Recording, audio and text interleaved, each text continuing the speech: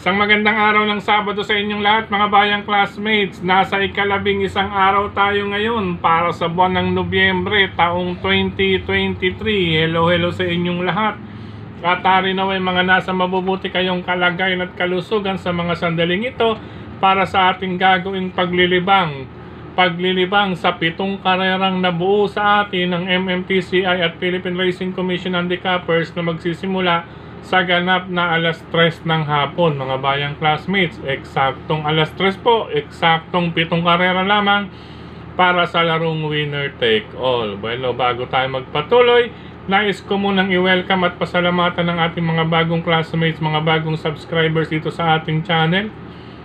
Welcome po at maraming salamat sa inyong pag-subscribe. Sa mga hindi pa po nagsasubscribe, subscribe na po kayo. At sa mga nanonood ngayon, isang like sign lamang po. Masaya na ang inyong lingkod. Okay, Docs? Umpisa na natin ang ating mga giya. Race number 1. Umpisa ng winner take all covers races 1 to 7, mga bayang classmates. Sa karerang ito, ma-rate lang ng maganda at maayos ng hineting si Noel Lunar. Itong maagap sa lundagan. Ano po Number 2, Darlev ay kaya nitong magbukas ng telon para sa kanyang connections. Darlev, ano po, syempre may kalaban, Antimano, hindi ito magpapabaya, panigurado. Jackie Jeff Sarate on top of horse. Entry number 1, Summer Brew, may angking tulin din ito mga bayang classmates na panigurado.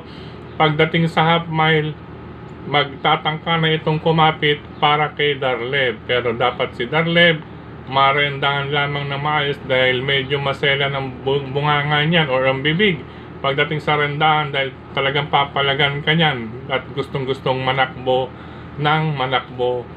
lalo na pagdating sa airehan. Pero magandang laban. Race number 1, number 2 Darlev at number 1 Summer Brew. Tira trifecta, number 5 Hamlet.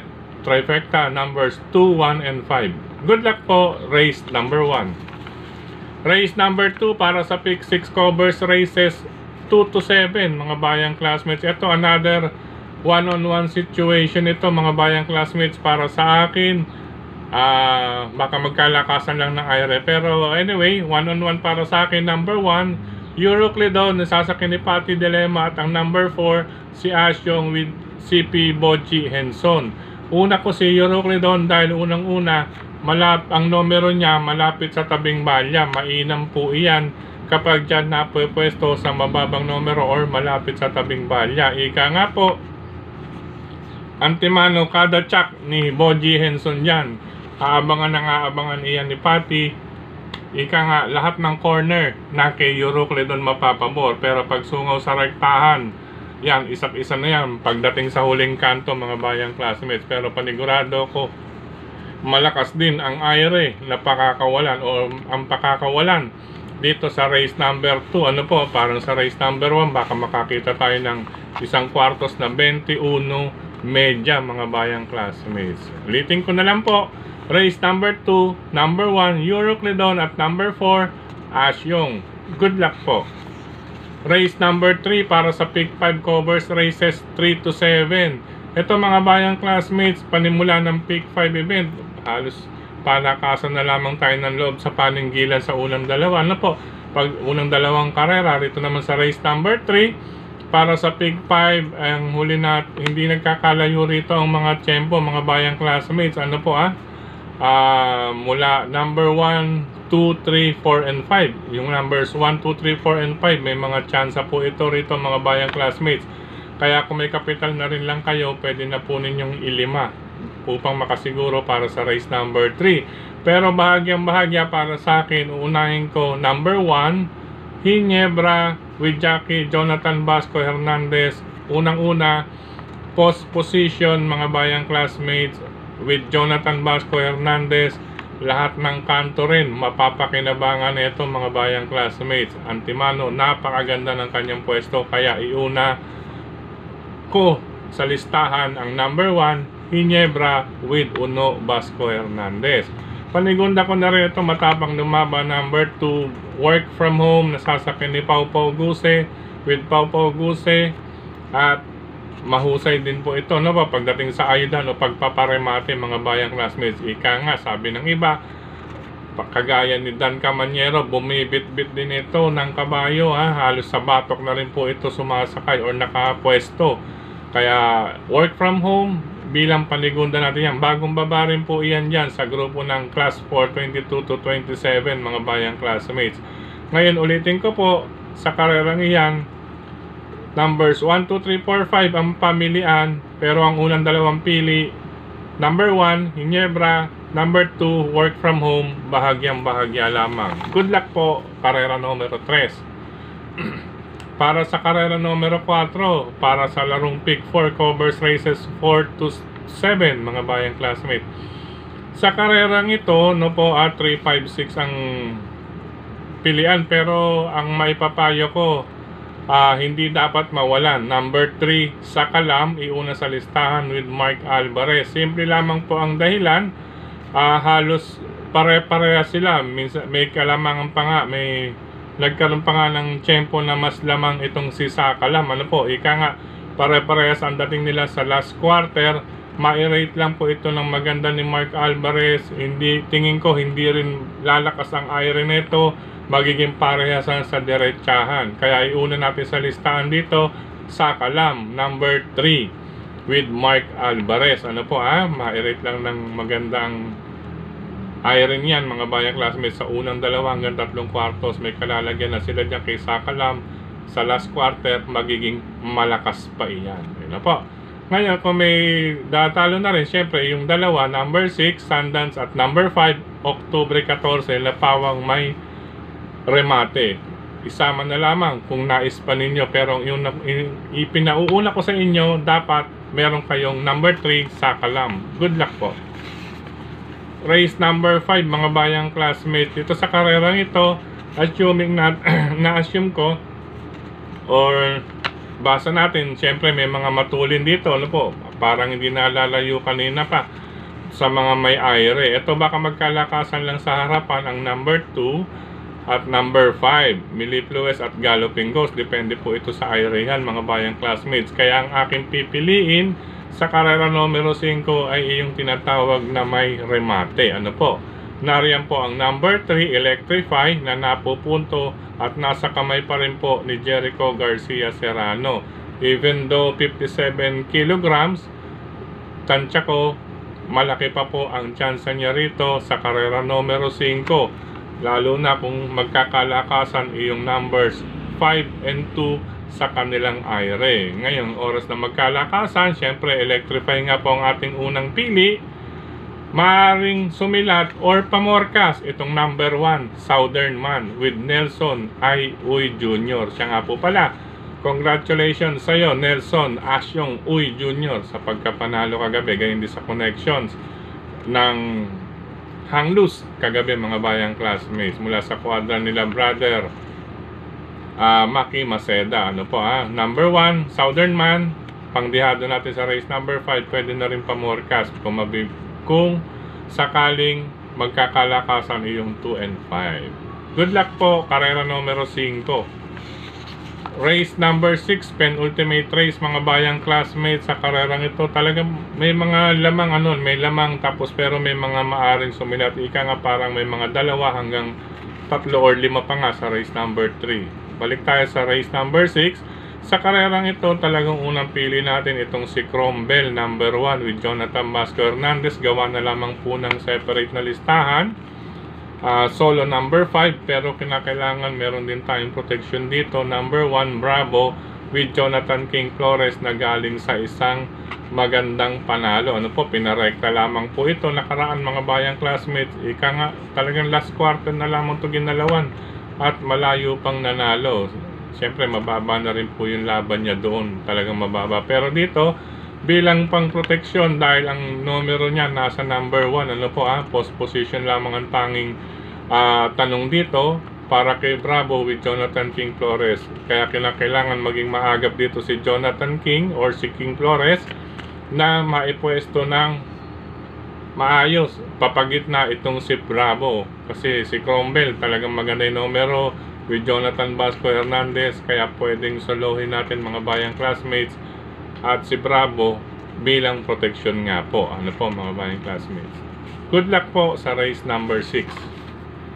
Last and final race ngayong araw ng Sabado. Ito, magandang karera para tingnan ito mga bayang classmates. Isama na lamang kung may iba pa kayong kursunada, pili at mababalitaan sa race number 7.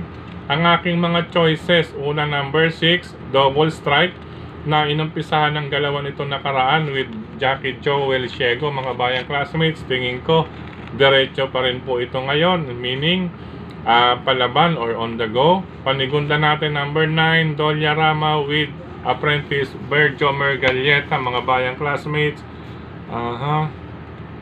ayan, kasama natin yan. Number 9, Dolyarama, maganda ang post position, huling pasok, isang deremate, hindi po maiinip sa loob ng kanyang stall, or number 9 sa loob ng gate. Ngayon, paningit pang dihado natin ito mga bayang classmates.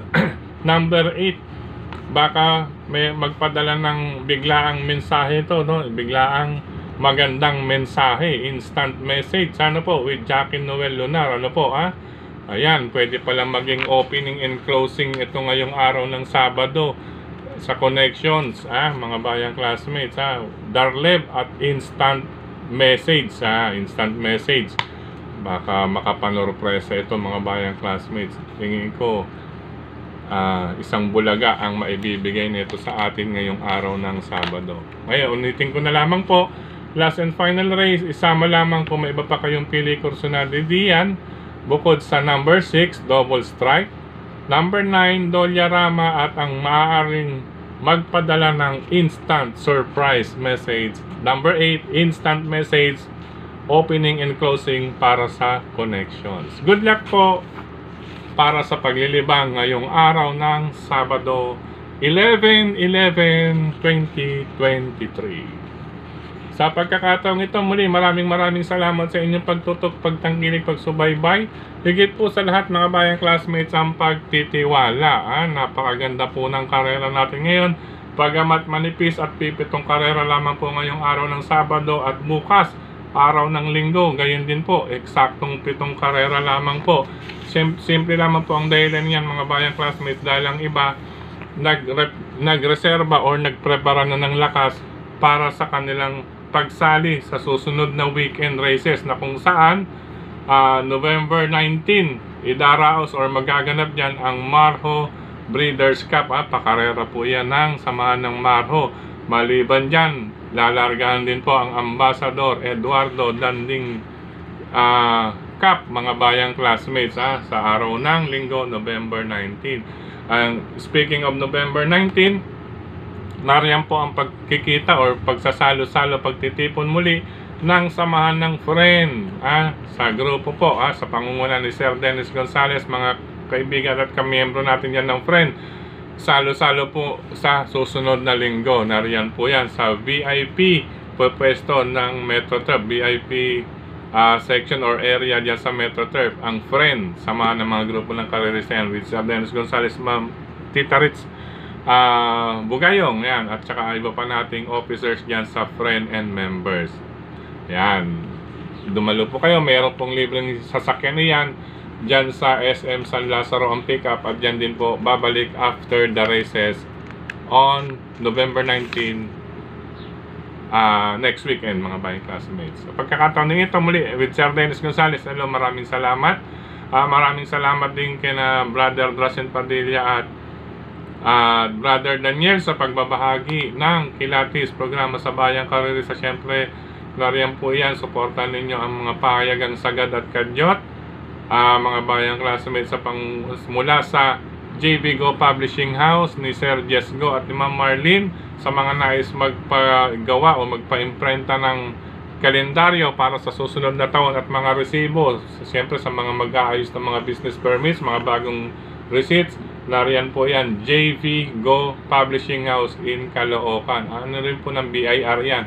Wala po tayong problema dyan sa mga pagpagawa ng resibo mga bayang classmates. Ano po at sa mga magpapagawa rin po ng mga business calendar, yung mga malalaki po at maliliit, meron din po dyan JV Go Publishing House. Paki-contact na lamang din po at sabihin na rin na dito ninyo na kuha na doon magpagawa ng mga kalendaryo at mga receipts. Maraming salamat din kay Tokayong Frederick Habil sa pagbabahagi nitong ating giya sa kanyang mga grupo ng mga karerista sa social media. Sa mga nagla-like, nag-heart, nagsishare, maraming salamat sa lahat ng admins at members ng mga grupo ng karerista rin sa social media. Gaya na rin po rito sa ating YT channel.